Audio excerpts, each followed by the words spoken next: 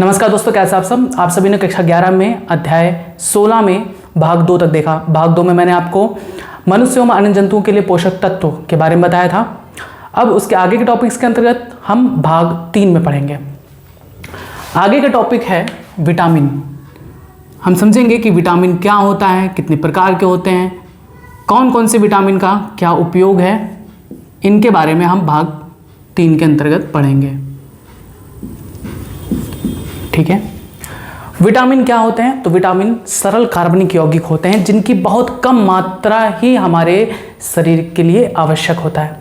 Vitamin की आवश्यकता निश्चित है, हमें विटामिन चाहिए, अल्प मात्रा में ही चाहिए, लेकिन विटामिन चाहिए। अगर विटामिन की कमी होती है हमारे शरीर में तो अनेक रोग उत्पन्न होने लगते हैं। विटामिन की कमी से बहुत सारे रोग होते हैं और विटामिन की कमी से होने वाले रोगों को हम अपूर्णता रोग कहते हैं, डिफिशियंसी डिसऑर्डर कहते हैं। इनके बारे में हम लिखेंगे कि ये सरल कार्बनिक यौगिक हैं जिनकी अत्यंत अल्प मात्रा, मतलब बहुत कम मात्रा, अत्यंत अल्प मात्रा जीव या जंतु शरीर कहेंगे, जंतु शरीर में के उपापचयी क्रियाओं यानी मेटाबॉलिक एक्टिविटीज, उपापचयी क्रियाओं के लिए आवश्यक है।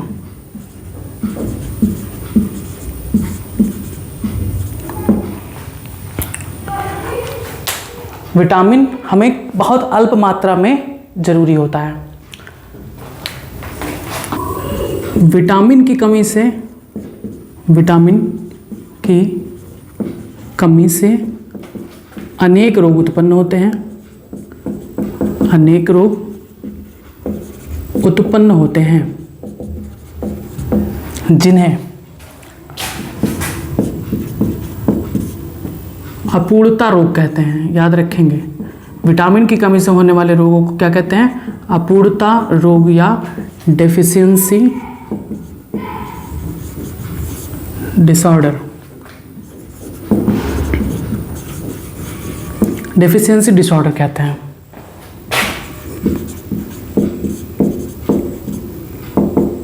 इन्हें एक और नाम से जाना जाता है, इन्हें वृद्धि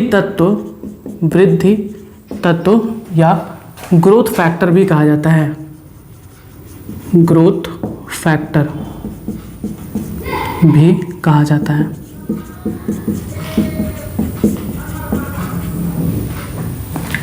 विटामिन की खोज किसने की थी? तो विटामिन की खोज फंक ने की थी। यह क्वेश्चन बार बार पूछा जाता है, तो नेक्स्ट पॉइंट से आप लिखेंगे विटामिन की खोज फंक ने की थी। ये क्वेश्चन बार बार पूछा जाता है कि विटामिन की खोज किसने की थी। याद कर लीजिए तुरंत, विटामिन की खोज फंक ने की थी। अभी तक लगभग 20 विटामिन खोजे जा चुके हैं और 20 विटामिनों में से ज़्यादा से ज़्यादा 12 से 13 मनुष्य में क्या महत्व है उन विटामिनों का, ये पता चल चुका है। मतलब अभी टोटल लगभग 20 विटामिन की खोज हो चुकी है, जिनमें से 12 से 13 विटामिनों का मनुष्य के शरीर में क्या उपयोग है, इसका अध्ययन किया जा चुका है। तो आप यहाँ पर लिखेंगे कि अभी तक प्राप्त 20 विटामिनों में से लगभग 12 से 13 विटामिनों का मनुष्य में का क्या उपयोग है या मनुष्य में महत्व का अध्ययन किया जा सका है। केवल 2 इतने, देखिए 12 से 13 विटामिनों का मनुष्य में क्या महत्व है इसका अध्ययन किया जा चुका। केवल 2 विटामिन ऐसे हैं, केवल 2 विटामिन जो कि हैं नियासिन व विटामिन डी का संश्लेषण हमारे शरीर में होता है, का संश्लेषण हमारे शरीर में होता है। ठीक है, लगभग 20 विटामिनों की खोज की जा चुकी है। इनमें से केवल 2 विटामिन ऐसे हैं, केवल 2 विटामिन, नियासिन और विटामिन डी, जिनका शरीर में हमारे संश्लेषण होता है। मनुष्य के शरीर में केवल 2 विटामिनों का संश्लेषण होता है, नियासिन एवं विटामिन डी। बाकी जितने भी विटामिन हैं वो हमें भोज्य पदार्थों से प्राप्त करना होता है। इसमें विटामिन डी से रिलेटेड एक चीज़ आप अच्छी तरीके से समझेंगे। बचपन से हमें ये पढ़ाया जाता है कि विटामिन डी हमें सूर्य के प्रकाश से मिलता है, धूप से मिलता है, ध्यान रखेंगे। ठीक है, आपने जो पढ़ा थोड़ा सा और करेक्ट करेंगे। विटामिन डी सूर्य के प्रकाश में नहीं होता, ध्यान रखेंगे। सूर्य के प्रकाश तो फोटोन होते हैं भैया। सूर्य के प्रकाश की उपस्थिति में हमारी शरीर की कोशिकाएं, हमारी त्वचा की कोशिकाएं विटामिन डी का संश्लेषण करती हैं। अब ये याद रखेंगे, सूर्य के प्रकाश में कोई विटामिन नहीं होता है, ध्यान रखेंगे। सूर्य के प्रकाश की उपस्थिति में हमारे त्वचा की कोशिकाएं विटामिन डी का संश्लेषण करती हैं। अब ये याद रखेंगे आप। ठीक है, आप बड़े हो गए हैं तो आप चीज़ों को सही करना सीखें। बचपन में हमें यही बताया जाता है कि विटामिन डी धूप से हमें मिलता है, लेकिन अब क्या याद रखेंगे कि विटामिन डी का संश्लेषण हमारे शरीर की त्वचा की कोशिकाओं में होता है। किसकी उपस्थिति में? सूर्य के प्रकाश की उपस्थिति में। ठीक, ये हो गया।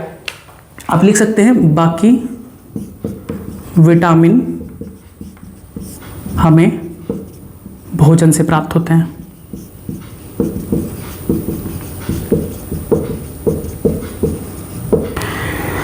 नेक्स्ट हेडिंग डालेंगे, विटामिनों को 2 श्रेणी में बांटा गया है। विटामिनों को 2 श्रेणी में बांटा गया है। ये सारे पॉइंट आप लिखते चलेंगे, याद करते चलेंगे।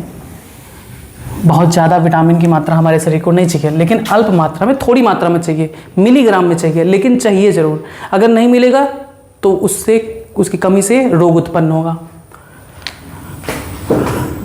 लिखेंगे अगले लाइन से कि विटामिनों को 2 श्रेणियों में बांटा गया है। कौन कौन से श्रेणी में? पहला, जल में घुलनशील विटामिन,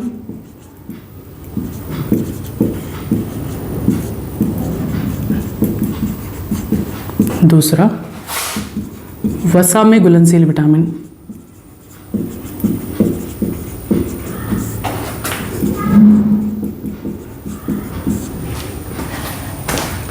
इसे कहते हैं water soluble vitamin, vitamin and fat soluble vitamin. देखिए, जल में घुलनशील विटामिन, ऐसे विटामिन जो जल में घुलनशील होते हैं उन्हें हम जल में घुलनशील विटामिन कहेंगे। ऐसे विटामिन जो वसा में घुलनशील होते हैं उन्हें हम वसा में घुलनशील विटामिन कहेंगे। अब आपको 12 से 13 विटामिन जो पढ़ने हैं, उनमें से वो कौन कौन से विटामिन हैं जो जल में घुलनशील हैं, वो कौन कौन से हैं जो वसा में घुलनशील विटामिन है। इसका एक ट्रिक है, याद कर लीजिए। हमें अभी इनको नहीं देखेंगे, पहले इनको देखेंगे। वसा में घुलनशील विटामिन कौन कौन से हैं? 4 विटामिन हैं। कौन कौन से? KE, विटामिन के, vitamin E, vitamin D, vitamin A. अब इसको याद कैसे करेंगे? बहुत सिंपल है। पहले तो याद करिए कि विटामिन के प्रकार कितने होते हैं। विटामिन 2 प्रकार के होते हैं। कौन कौन से? जल में घुलनशील और वसा में घुलनशील। वसा में घुलनशील विटामिन का एग्जाम्पल आप ऐसे याद कर सकते हैं, कीड़ा। यहाँ पे देख रहे हैं ना, KEDA, कीड़ा पढ़ सकते हैं ना, कीड़ा। आप इसको समझने के लिए कीड़ा याद कर लीजिए, लेकिन समझेंगे क्या? KEDA। आप ये मत कहिए कि अगर आपसे कोई पूछे वसा में घुलनशील विटामिन का नाम बताइए तो कीड़ा मत बोल दीजिएगा। ये आपको सिर्फ याद करने के लिए मैं ट्रिक बता रहा हूँ। एक बार याद कर लेंगे कीड़ा तो कभी नहीं भूलेगा। लेकिन अगर आपसे कोई पूछता है कि वसा में घुलनशील विटामिन के नाम बताइए तो आप कैसे बताएंगे? विटामिन के, vitamin E, vitamin D, vitamin A. ठीक है, आप याद करेंगे, कीड़ा कह के याद कर सकते हैं। अब वसा में घुलनशील विटामिन आपको याद हो गया, कौन से हैं? KEDA। बाकी जितने भी विटामिन बचते हैं किस में आ जाते हैं? जल में घुलनशील। कौन कौन से? Vitamin B complex B1, B2, B3, B5, B7, B9, B12, vitamin C, ये सभी किस में आ जाते हैं? जल में घुलनशील। अब वसा में घुलनशील आपके 4 बचे, आपको 4 बता दिया गया, KEDA। तो आप ऐसे याद कर सकते हैं कि जितने भी विटामिन हैं उनमें से KEDA वसा में घुलनशील है, बाकी जितने भी विटामिन बचते हैं वो सब क्या है? जल में घुलनशील विटामिन है। सबसे पहले हम पढ़ेंगे जल में घुलनशील विटामिन। आप हेडिंग डाल लीजिए, पहला जल में घुलनशील विटामिन। सबसे इंपॉर्टेंट पॉइंट ये है कि जल में घुलनशील विटामिन के बारे में कि ये जल में घुलनशील होते हैं। हमारे शरीर में कोई भी ऐसा स्थान नहीं है जहाँ पर जल का संग्रहण होता है, मतलब कहीं पर जल का संचय अगर हमारे शरीर में कहीं होता है तो ऐसा नहीं है। हमारे शरीर में कहीं पर भी जल का संचय नहीं होता। तो इस प्रकार के विटामिन अगर अधिक मात्रा में हम लेते हैं तो कहीं भी हमारे शरीर में स्टोर नहीं होता, संचय नहीं होता। जल में घुलनशील विटामिन की आवश्यकता से अधिक मात्रा का मूत्र के साथ विसर्जन होता रहता है, क्योंकि जल हम जो भी ग्रहण करते हैं वो कहीं स्टोर नहीं होता। हम डेली उसे ग्रहण करते हैं, कहीं स्टोर नहीं होता, वो मूत्र के रास्ते बाहर निकलता रहता है। तो ऐसे विटामिन भी जो जल में घुलनशील होते हैं वो आवश्यकता से अधिक मात्रा अगर हमारे शरीर में है तो वो कहीं स्टोर नहीं होंगे, वो जल में घुलकर मूत्र के द्वारा बाहर निकल जाते हैं। इसलिए ऐसे विटामिन जो जल में घुलनशील होते हैं, ऐसे विटामिन को हमें प्रतिदिन लेना पड़ता है, क्योंकि हमें जल भी तो प्रतिदिन लेना पड़ता है। इसी वजह से, क्योंकि हमारे शरीर में कहीं पर भी जल का संचय नहीं होता, तो जल का संचय नहीं होता तो जल में घुलनशील विटामिन का संचय कहाँ से होगा? तो इस वजह से जल में घुलनशील विटामिन को हमें प्रतिदिन लेना पड़ता है। तो यहाँ पर आप लिखेंगे कि जल में घुलनशील विटामिन का आवश्यकता से अधिक मात्रा का उत्सर्जन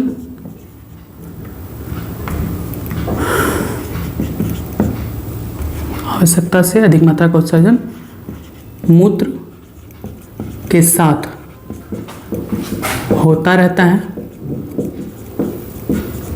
अतः जल में घुलनशील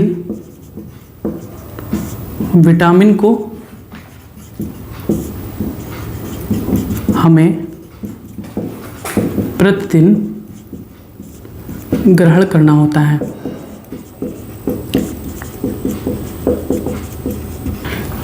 ये अग्र प्रकार के होते हैं।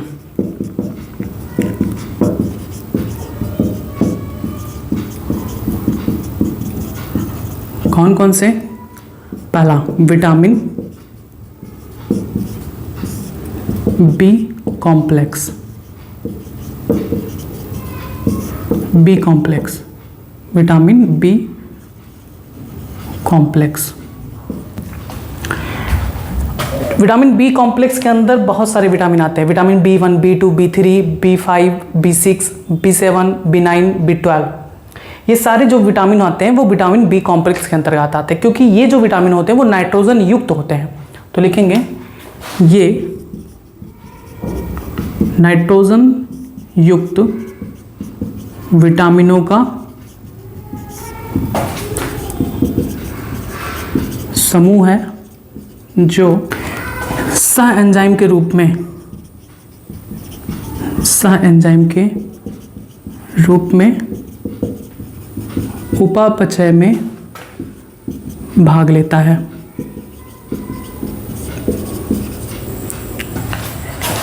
ये निम्न प्रकार के हैं।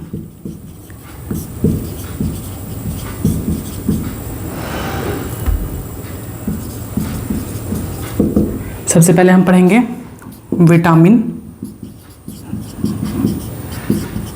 B1 या इसे हम क्या कहते हैं? थियामिन। विटामिन B1 और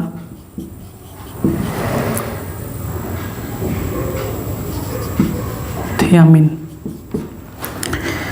हम हर एक विटामिन के 3 चीज़ पढ़ेंगे। विटामिन का स्रोत, विटामिन का कार्य और विटामिन की कमी से होने वाले रोग। हम हर विटामिन के बारे में सिर्फ 3 चीज़ों पर ही फोकस करेंगे। यही 3 चीज़ों से आता भी है क्वेश्चन कि इन विटामिन का स्रोत क्या है, विटामिन का कार्य क्या है और विटामिन की कमी से कौन से रोग उत्पन्न होते हैं। हम हेडिंग डाल के लिखेंगे स्रोत, विटामिन B1 का स्रोत, या हमें अनाज के छिलकों, हरी सब्जियों, दूध, अंडा, मांस, मछली, ये जो है ना अंडा, ये लगभग सभी विटामिन में आएगा। अंडे में लगभग सभी विटामिन पाए जाते हैं, विटामिन सी को छोड़कर। विटामिन सी खट्टे फलों में पाई जाती हैं, लेकिन अंडा लगभग समस्त विटामिनों में, मतलब विटामिन का उदाहरण है कि अंडा में हर विटामिन पाया जाता है। यकृत, यीस्ट आदि से प्राप्त होता है, आदि से प्राप्त होता है। कार्य नेक्स्ट देखेंगे, विटामिन B1 का कार्य क्या है। तो ये कार्बोहाइड्रेट तथा वसाओं के ऑक्सीकरण, उपापचय में भाग लेने वाले एंजाइम कार्बोक्सिलेज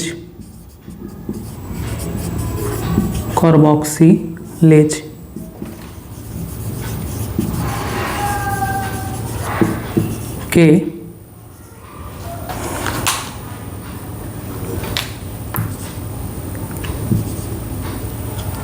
वन सेकेंड,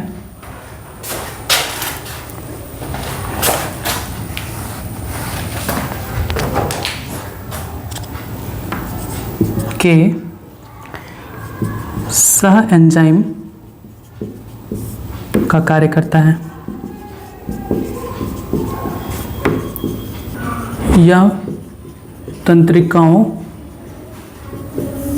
यानी नर्व्स, पेशियों यानी मसल्स व हृदय यानी हार्ट की कार्यकी में सहायक होता है। ठीक है, विटामिन B1 जिनके स्रोत ये हैं, हरी सब्जी, दूध, अंडा, मांस, मछली नहीं लिख सकते, यकृत, यीस्ट आदि से प्राप्त होता है। इनका कार्य है, ये कार्बोहाइड्रेट तथा वसाओं के ऑक्सीकरण उपापचय में भाग लेने वाले एंजाइम जो कि है कार्बोक्सिलेज, इसके सह एंजाइम का मुख्य घटक होता है।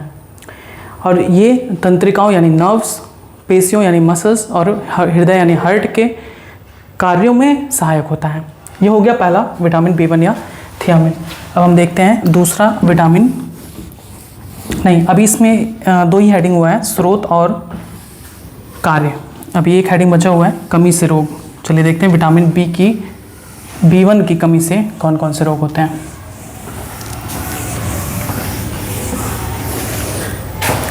नेक्स्ट हेडिंग डालेंगे कमी से रोग, इसी में है विटामिन B1 जो आपको बताएं। मैंने बताया था ना, हर विटामिन की 3 चीज़ें आपको पढ़नी है, स्रोत, कार्य और कमी से रोग। तो आपने विटामिन B1 में स्रोत पढ़ लिया, कार्य पढ़ लिया, अब हम पढ़ेंगे कमी से रोग, यानी विटामिन B1 की कमी से कौन कौन से रोग होते हैं।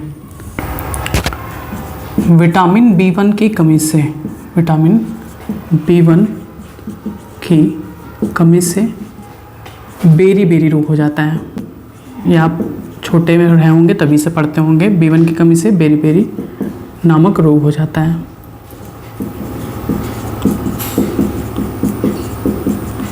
अब इस रोग के लक्षण क्या हैं, तो लिखेंगे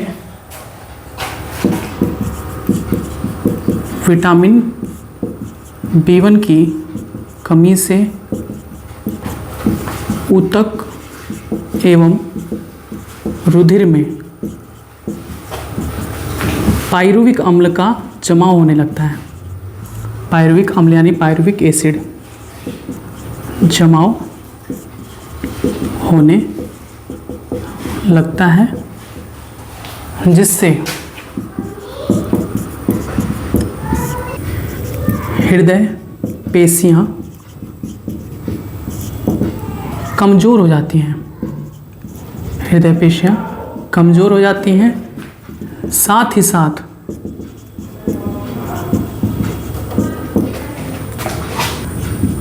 तंत्रिका तंत्र व पेशियों का कार्य यानी मसल्स का कार्य प्रभावित हो जाता है, जिससे अंगघात यानी पैरालिसिस होने की आशंका बढ़ जाती है। होने की आशंका बढ़ जाती है।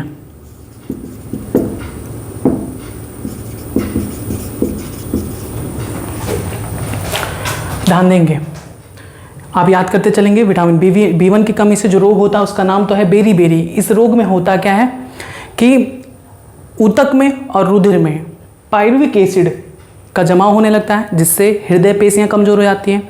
साथ ही साथ तंत्रिका तंत्र और पेशियां यानी मसल्स जितनी भी होती हैं, हाथ या पैर कहीं की भी मसल्स जो होती हैं वो कमज़ोर पड़ जाती हैं। इससे अंगघात यानी पैरालिसिस होने की संभावना होती है। इस रोग में क्या होता है, वो का अंग कार्य करना बंद कर देगा, हमारा नियंत्रण खो चुका होता है उस अंग से। इसी रोग को कहते हैं पैरालिसिस। ये होने की आशंका बढ़ जाती है। अब इसकी कमी से कब्ज भी होता है, कब्ज व अपच की समस्या भी हो सकती है। समस्या भी हो सकती है। ये हो गया संपूर्ण जानकारी B1 के बारे में।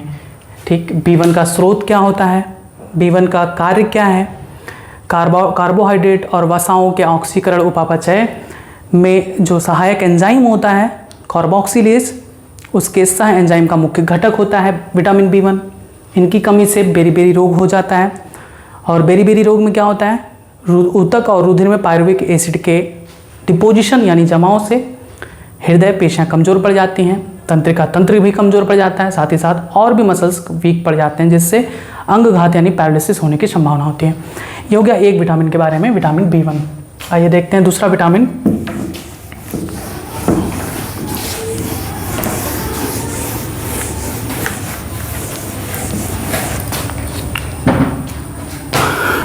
दूसरा है विटामिन B2 या इसे हम कहते हैं G या राइबोफ्लाविन।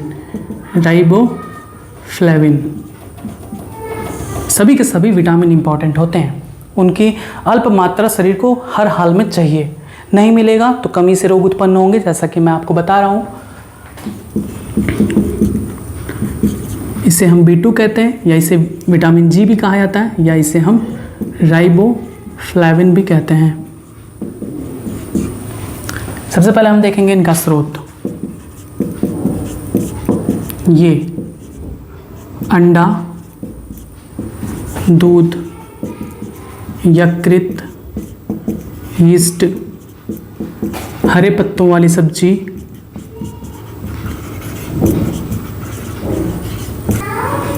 पनीर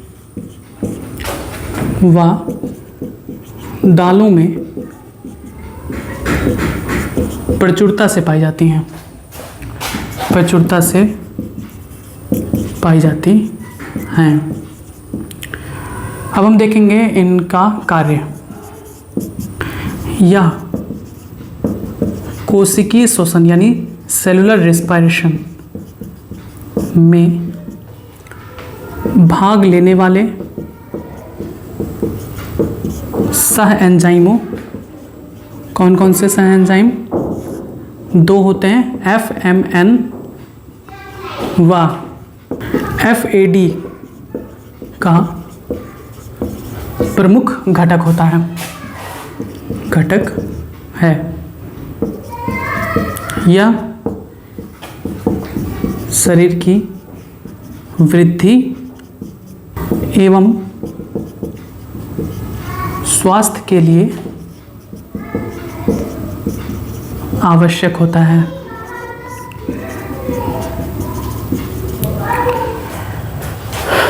इनकी कमी से रोग क्या है?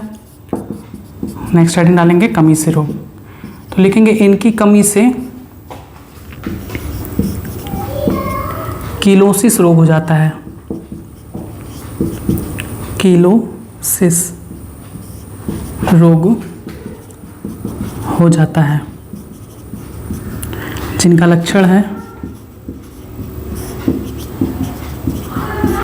होठों का फटना, मस्तिष्क थकान,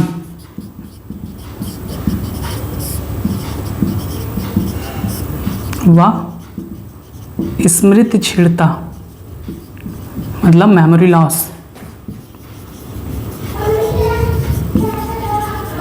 ठीक है, ये है इनकी कमी से रोग।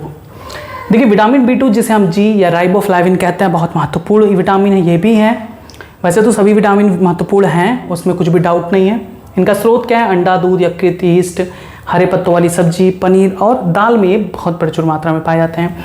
कार्य है कोशिकीय श्वसन यानी सेलुलर रेस्पिरेशन में भाग लेने वाले 2 सह एंजाइम जो बहुत इंपॉर्टेंट होते हैं, FMN व FAD, इनके प्रमुख घटक होते हैं। ये शरीर की वृद्धि और स्वास्थ्य को बनाए रखने के लिए आवश्यक होते हैं। इनकी कमी से रोग क्या होता है? कीलोसिस यानी होठों का फटना, मस्तिष्क थकान और स्मृति क्षीणता यानी मेमोरी लॉस। ये इनकी कमी से रोग के लक्षण हैं। बस आज के लिए इतना ही, क्योंकि आज थोड़ा टाइम कम है, इस वजह से आज के पार्ट में इतना ही आपको बताया जा रहा है। आगे का जो भी है विटामिन और उनके कमी से रोग, जितने भी जो चीज़ें हैं वो आपको अगले पार्ट में बताया जाएगा। तब तक कुछ क्वेश्चंस के आंसर्स हैं, उन्हें आप दे दीजिए। सबसे पहला क्वेश्चन ये है कि वसा में घुलनशील विटामिनों के नाम बताइए। दूसरा क्वेश्चन, विटामिन की खोज किसने की थी। तीसरा क्वेश्चन, विटामिन B1 की कमी से कौन सा रोग होता है। नेक्स्ट क्वेश्चन है, विटामिन D का संश्लेषण कहाँ पर होता है। बस इतने क्वेश्चन के आंसर आप जल्द से जल्द कमेंट बॉक्स में दीजिएगा। जुड़े रहें बायोलॉजी निधि चैनल के साथ। धन्यवाद।